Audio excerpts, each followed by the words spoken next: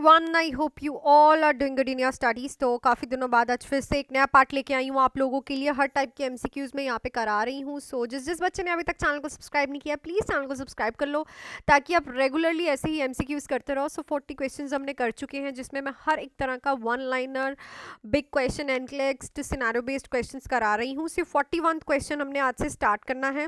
And अगर कोई भी बच्चा अभी भी बैच ज्वाइन करना चाहता है तो आप बैच ज्वाइन कर सकते हो। बैचेस हमारे स्टार्ट हो चुके हैं। सो लाइव एंड रिकॉर्डेड बैच रहने वाले हैं, रिकॉर्डिंग्स भी मिलेंगी आपको।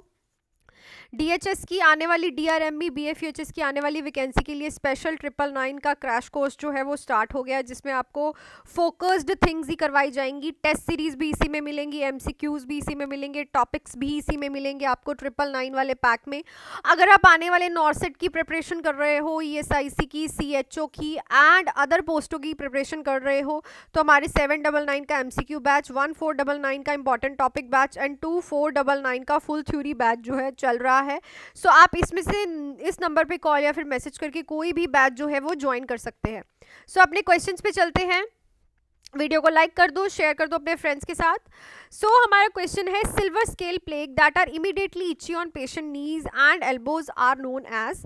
सो एक सिल्वर स्केल कलर के छोटे छोटे पैचेस बन जाते हैं पेशेंट के, जो कि माइल्डली इची होते हैं, मतलब कि हल्की हल्की उस पर खारिश भी होती है पेशेंट के नीज पे और एल्बोज पे। उसको वो कहाँ पे होते हैं? स्केबीज में, विल्टिगो में, इम्पिटिगो में या फिर सोरियोसिस में। So it is on psoriasis. अब ये याद कैसे रखना है बच्चे? स्केबीज एंड सोरियोसिस में बहुत ज़्यादा कंफ्यूज होते हैं कि सिल्वरी स्केल प्लेग किसके बनते हैं। देखो, जिसमें ज़्यादा एस आएंगे, ठीक है, सोरियोसिस में 1 2 3 एसेस आ रहे हैं, तो इसमें सिल्वर स्केल बनेंगे, और जो दूसरे हैं वो बनेंगे स्केबीज में। सो ये याद रखना है, स्केबीज में एक एस है और इसमें ट्रिपल एस है, तो इसमें सिल्वर स्केल प्लेग जो है वो बनेंगे। चलो नेक्स्ट क्वेश्चन पे चलते हैं। Patient is admitted with the burn on his right lower extremity. Client states that he has a minimal pain. The burn area appears as white and leather-like observation showed on blister or bleeding. This burn injury is characterized by. तो एक patient आया आपके पास, burn का है, उसकी lower right extremity जो है burn हो चुकी है और उसे बहुत ही मिनिमल सा पेन हो रहा है, मतलब बहुत ही हल्का फुल्का। और जो वो बर्न एरिया है ना, वो हमें वाइट देखने को मिल रहा है, जैसे लेदर नहीं होती वैसा देखने को मिल रहा है। कोई ब्लिस्टर नहीं है, कोई ब्लीडिंग नहीं है। तो ये जो बर्न इंजरी हुई है, इसको हम क्या बोलेंगे? Full thickness, partial thickness deep, partial thickness superficial, superficial. So इसको हम क्या बोलते हैं? Full thickness. देखो ये 4 डिग्री बर्न है, इसमें पेशेंट की एपिडर्मिस, डर्मिस, सबक्यूटेनियस टिश्यू सब चले गए हैं और प्रॉपरली वाइट जो लेदर दिखती है वो हमें last degree of the burn में देखने को मिलती है। सो इसको हम क्या कहेंगे? Full thickness burn. Okay, next पे चलते हैं। 32 years old male patient is admitted to the burn unit with the burn injury to entire chest and abdomen. Which of the following assessment is most important for the client in first 48 hours? तो देखो 32 years old male patient है, burn unit में आया है, उसे injury हुई है उसकी चेस्ट पे भी, ठीक है, उसकी चेस्ट पे भी और उसके एब्डमन पे भी, ठीक है, चेस्ट पे भी हुई है, एब्डमन पे भी हुई है। तो पहले 48 घंटे में सबसे ज़्यादा मोस्ट इंपॉर्टेंट असेसमेंट आप क्या करोगे इस पेशेंट का? Assessment of skin colour, capillary refill, early urine output measurement, early blood pressure management, frequent assessment for pain. So देखो, अगर किसी का एंटायर चेस्ट और एब्डोमेन चले गया है, बर्न की इंजरी हुई है, वहाँ पे पूरा जल चुका है, सो पहले 48 घंटे में आपको सबसे पहले फ्लूइड रिसस्टिकेशन करना होता है, यूरिन आउटपुट मेजरमेंट करनी होती है, कितना फ्लूइड चल रहा है। बाकी सारी चीज़ें आप बाद में करोगे। ओके, सो जो राइट ऑप्शन रहेगा that is your second option. पहले 48 आवर्स में जो आप करते हो ना, वो पार्कलैंड फॉर्मूला लगाते हो, आरएल देते हो, वो सेम इस क्वेश्चन का आंसर बनता है, वो आपको पहले करना है, देन आप अगले काम पे अपने जाओगे। ठीक है, नेक्स्ट देखो question. Which among the following finding indicates correct chest tube placement, इनमें से कौन सी फाइंडिंग जो है आपको बता रही है कि जो चेस्ट ट्यूब डली है उसकी प्लेसमेंट बिल्कुल करेक्ट हुई है। Respiratory sounds are absent, vesicular sound heard over upper lung field, bronchovesicular sound heard over both lung field, cracker sound on the affected side. बहुत इंपॉर्टेंट क्वेश्चन है और यहाँ पे मेरे को लगता है 60 to 70% बच्चों को वेसिकुलर साउंड के बारे में नहीं पता होगा, पर इसका जो राइट ऑप्शन है, जब आपको ब्रोंको वेसिकुलर नॉर्मल साउंड जो है बोथ द लंग्स में सुनने को मिलती है, then it is known as कि चेस्ट ट्यूब प्लेसमेंट जो है प्रॉपरली इंडिकेट हो गई है। देखो यहाँ पे अब एक्सरे का ऑप्शन नहीं था तो हमने वही ऑप्शन टिक करना है जो कि हमें ऑप्शंस में दिया है, नहीं तो हम एक्सरे करवाते हैं चेस्ट ट्यूब प्लेसमेंट का प्रॉपरली देखने के लिए। सो जो ऑप्शन है वो थर्ड ऑप्शन बिल्कुल सही रहेगा।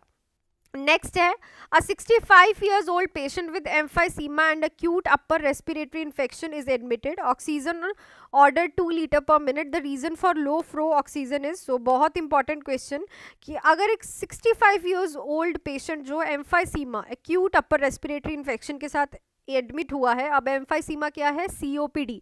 सीओपीडी में दो कंडीशंस आती हैं क्रॉनिक ऑब्स्ट्रक्टिव पल्मोनरी डिसीज में, एक आती है आपकी ब्रोंकाइटिस एंड एक आती है एम्फाइसीमा। सो इसमें आपने देखा होगा, ओके क्वेश्चन सुन लो, 2 लीटर पर मिनट उसको ऑक्सीजन जा रही है, तो ये जो 2 लीटर ही क्यों दे रहे हो आप पेशेंट को, क्योंकि कंपनसेशन फॉर एयर रेजिस्टेंस करना है, facilitate oxygen diffusion, prevent depression of the respiratory drive, prevent excessive drawing of secretion. So देखो सीओपीडी वाले पेशेंट में क्या होता है कि जब भी पेशेंट को ब्रोंकाइटिस या फिर एम्फाइसीमा होगा तो उसमें CO2 कार्बन डाइऑक्साइड की रिटेंशन होती है।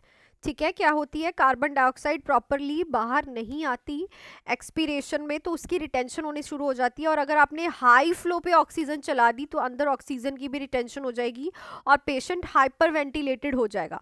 इसीलिए रेस्पिरेटरी डिप्रेशन को प्रिवेंट करने के लिए आपको 1 से 2 लीटर पे ही ऑक्सीजन चलानी होती है। सो जिसका राइट ऑप्शन रहेगा that is option C.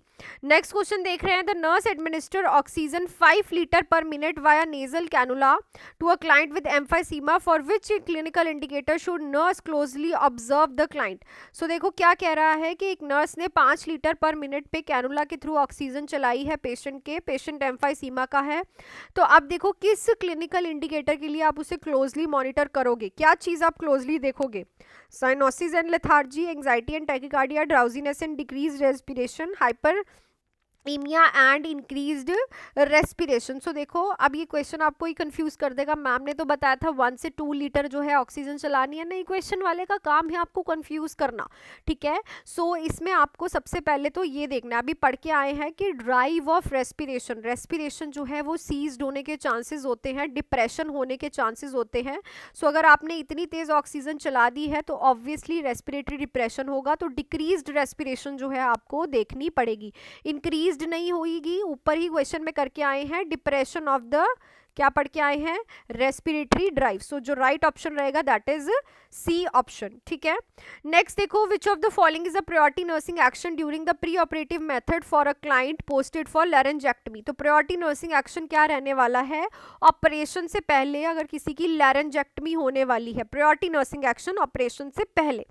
Establishing a mean of communication, prepare the bowel by administrating enema until clear, check the technique for suctioning laryngectomy tube, teach the client to use artificial larynx। तो obviously लैरेंजेक्टमी के बाद patient जो है अब communicate नहीं कर पाएगा, तो प्रायोरिटी में यही रहता है कि उसका इस्टेब्लिश करना मीन ऑफ कम्युनिकेशन। ठीक है, सो थोड़ा सा क्वेश्चंस को ध्यान से रखना है, प्री ऑपरेटिव पीरियड लिखा है यहाँ पे, टाइम नहीं लिखा, मतलब जो प्री ऑपरेटिव आपके पास पूरा का पूरा टाइम रहता है अगर आपने लैरेंजेक्टमी में भेजना है तो प्रायोरिटी में ये। और बहुत से बच्चे बावल बाय एडमिनिस्ट्रेटिंग कर देंगे, प्रिपेयर करो बावल को, नहीं, सबसे पहले आपको ये करना है। ठीक है, सो द राइट ऑप्शन रहेगा establishing a meaning of communication।